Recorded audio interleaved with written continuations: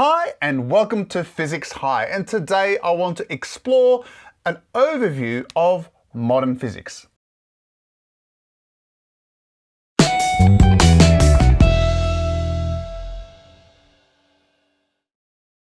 Now, what is modern physics? It's a fairly nebulous term. There are a couple of ways that we can look at it. Number one, we can look at it as a way simply as a physics that's developed in the last 120 years. And generally speaking, modern physics really started around 1900.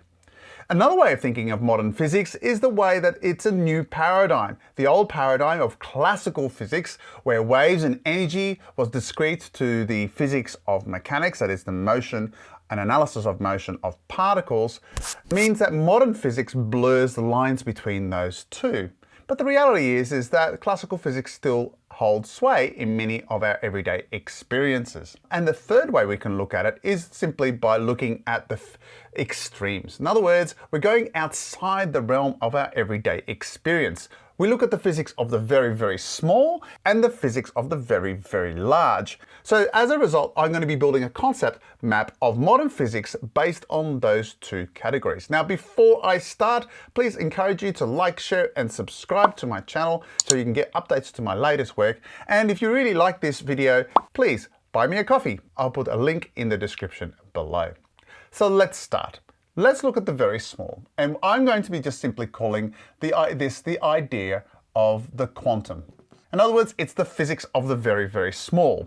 The other way that we're going to be exploring in a moment is the idea of relativity, which is the physics of the very, very large. Now, what I'm going to do is I'm going to explore a whole range of concepts that are related to modern physics in terms of the very small and the very large, but I'm going to do it chronologically so we can see sort of the development of modern physics over the last 120 years. Now, like all concept maps, I'm not going to go into great detail on each of the particular points. Now, in most cases, I have videos that deal directly with each of the points that I will discuss in terms of modern physics, and I really encourage you to have a look at my work where I cover each particular point in greater detail. But before we look at the chronological order, let's have a look at the key disciplines within these particular areas. One key concept is what I refer to as the wave-particle duality.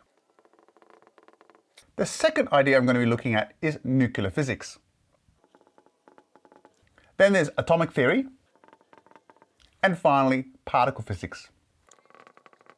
In the terms of relativity, we're going to really divide this really up into two areas. The first is the idea of special relativity, and I'm just going to word the word special, and then there is general. So now that we have our key disciplines, let's look at a little bit of the chronology. As we look at the various aspects there, we're going to see that they're also very interconnected. Now, the first thing I do want to highlight, though, although not strictly in aspect of modern physics, is James Clerk Maxwell. And in terms of that case, I'm going to write the name Maxwell up here. James Clerk Maxwell developed the theory of electromagnetism by combining the various laws related to electricity and magnetism. He developed this theory of electromagnetic radiation, and as a result discovered that the speed of this electromagnetic wave was a constant value and was now known, of course, as the speed of light. Now, why do I have that there? This was around the 1860s. Well, that's actually quite a key point here to understand special relativity, which I'll touch on in a moment. The other thing I want to make a note of is the experiment by Michelson and Morley. Now, Michelson and Morley did an experiment to detect the presence of ether, that is, the light speed will change depending on the motion of the Earth, and it was a null result, and as a result caused great problems because there was the expectation that ether existed. Now, although Michelson-Morley's experiment wasn't important in terms of Einstein's thinking when he developed his theory of relativity, both special and general, it's an important point to remember that this feeds into our new understanding of modern physics. So let's now move on. This is the 19th century, and now we're going to go first in the 1890s. And I'm going to start off with the discovery of the electron. J.J. Thomson discovered the electron, and he discovered that this was significantly smaller than the smallest known atom at the time, which is hydrogen. And so as a result, we have our first introduction to the idea is that an atom is not indivisible. In other words, it's made up of smaller particles. And as a direct result of this, what we now get is a model of the atom that went into what we refer to as the plum pudding model. Now that model was an atom that basically was a positive sphere with electrons embedded in it. But that particular model had some significant problems, and we'll look at that in a moment. Also in the 1890s was the discovery of radioactivity. The first person, of course, was Henry Becquerel. But then also, subsequently, as we go into the 20th century, we have the Curies who examined radioactivity more closely and subsequently discovered radioactive substances such as radium and polonium. And then in 1900, we have the first real break in terms of classical physics. And here what we have is the study of blackbody radiation by Max Planck. Now, Max Planck was examining blackbody radiation, and he made a premise that energy is quantized. So by treating, at least mathematically, that energy came in discrete amounts, we have this idea, this thing that we call energy has a particle-like nature. It's discrete. And that was done in order to explain the black body curve. Now, why is this significant? Well, it's significant because now we come to 1905, and in 1905 we have Einstein's seminal year. We call his miracle year, where he published 5 key papers. And in 1905, we'll see that our board will start to light up, so to speak. The first thing is that Einstein was able to explain the photoelectric effect by the idea of energy being quantized.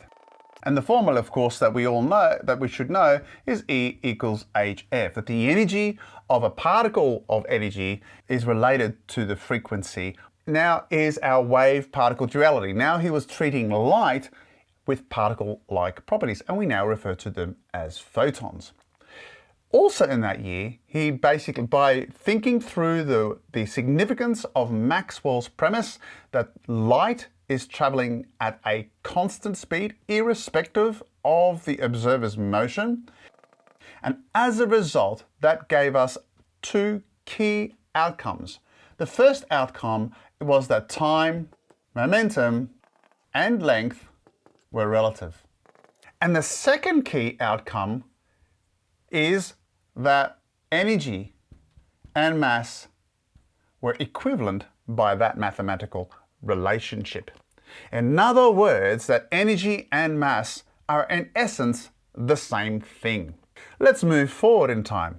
In the latter part of the first decade of the 20th century, Rutherford was interested in testing the plum pudding model, and by the famous experiment by Geiger and Marsden, where they were firing alpha particles, which were emitted from polonium, which was of course discovered by the Curies, he was able to demonstrate that the plum pudding model wasn't actually a valid model. And he came up with a new model, and that model is often referred to as the planetary model.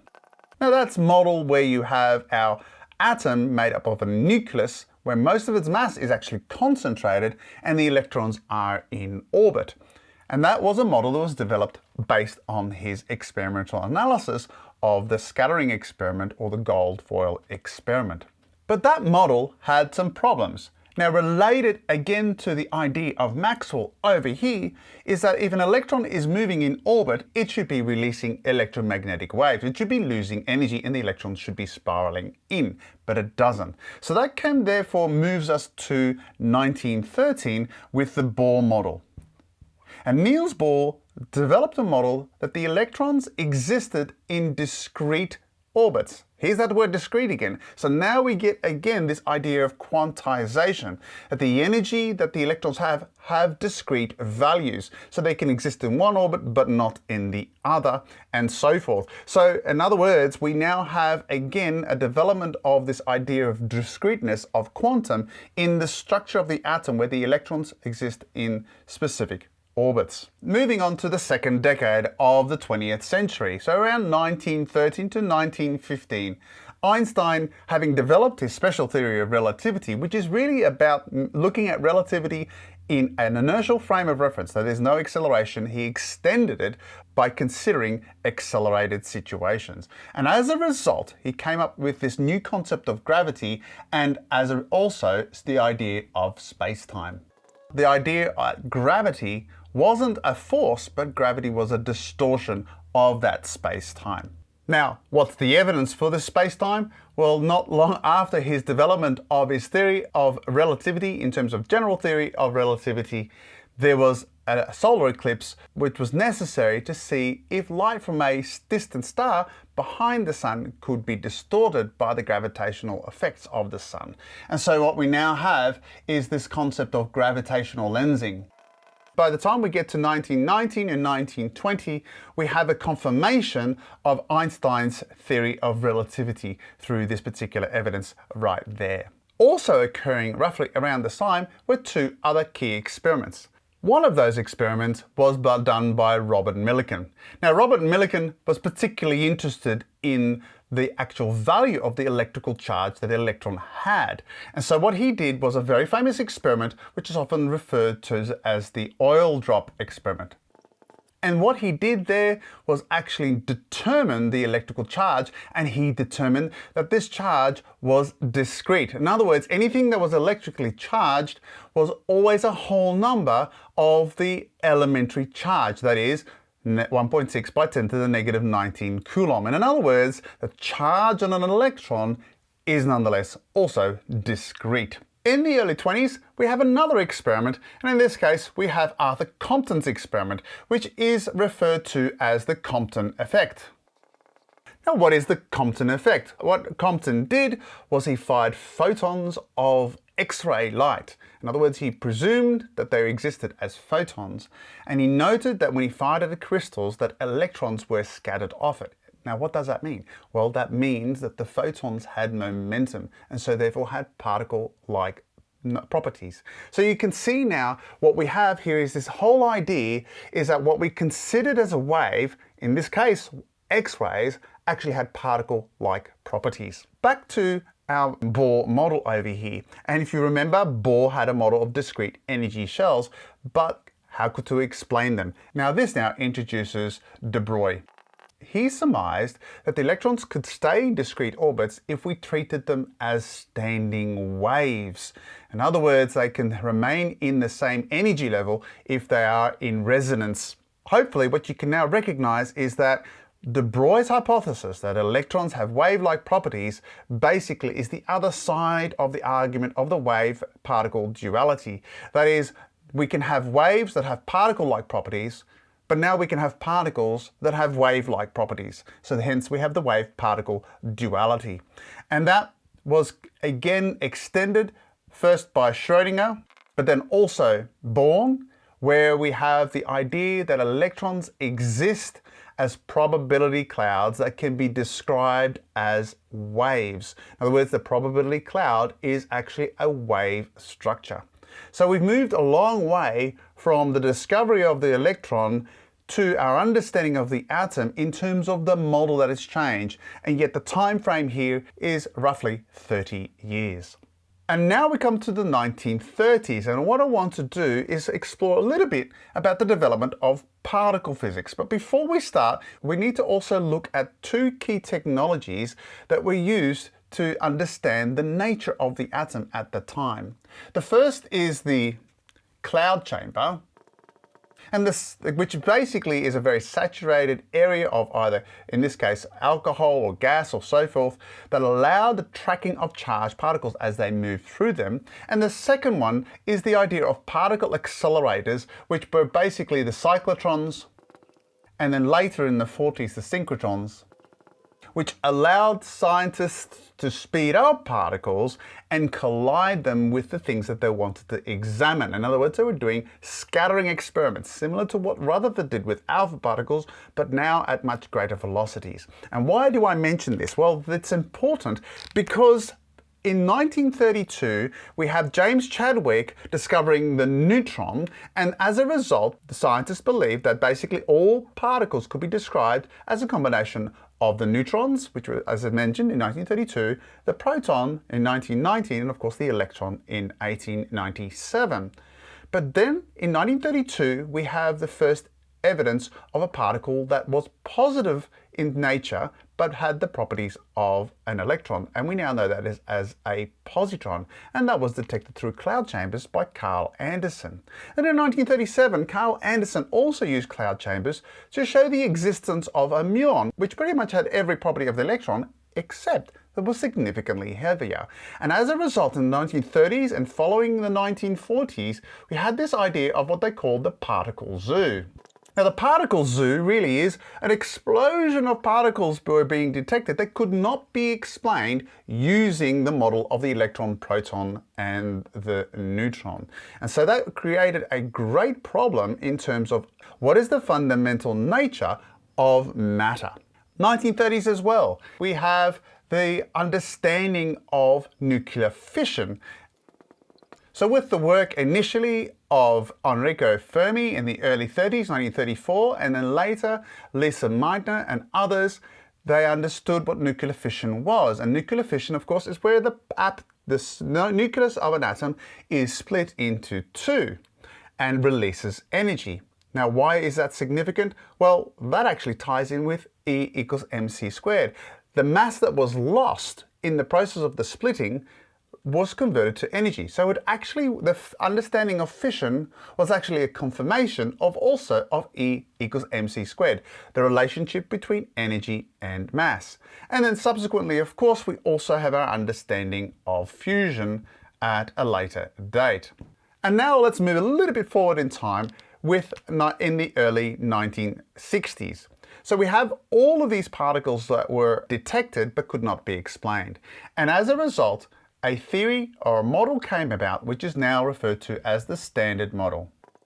Developed by Murray Gell-Mann in the early 60s, it was a model that looked at the properties of the various particles, and by hypothesizing that protons and neutrons were actually made up of smaller particles called quarks, he developed a model to explain all the other particles that existed in both combinations of ordinary quarks, of now which there are 6 flavors, but also the antiparticles, which are the antiquarks.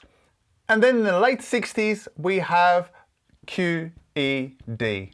Now, what's QED? It stands for quantum electrodynamics, and it unifies the theory that underpins the Standard Model with the special theory of relativity. So in other words, we now have a connection that goes across there. The Standard Model has since developed, and we now have a model referred to as QCD, which stands for the quantum chromodynamics, which underpins the theory of how quarks and the gluons that hold protons and neutrons together interact. Again, this is quite complex, but nonetheless, we have now a theory that explains the behavior of protons, neutrons, and other types of baryons. So here is our concept map, but all of this is interconnected, and I've already started mentioning a couple. The fact that we have de Broglie and Schrödinger here is the fact that electrons have wave-like properties. So we have a connection between these two areas. Cyclotrons and synchrotrons are particle accelerators. They rely on the momentum of our particle increasing as they approach the speed of light. And so we have a connection between these two. In other words, the theory of special theory relativity is important in the working of cyclotrons. As I've mentioned, fusion and fission both are concepts related to E equals mc squared. So those two are also interconnected. And there are others, of course, I can draw out. Now, I will finish, however, with still some questions.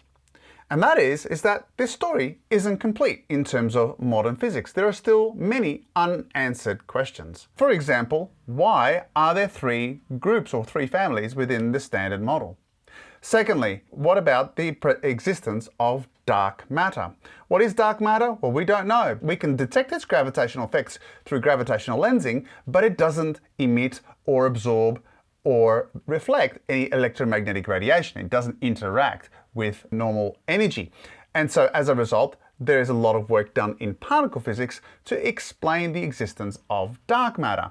And then we have the idea of antimatter. Again, particle physics shows us that antimatter exists, and our understanding of cosmology is that there should have been roughly equal amounts of matter versus antimatter in the early part of our universe, but it doesn't exist. Where has all the antimatter gone?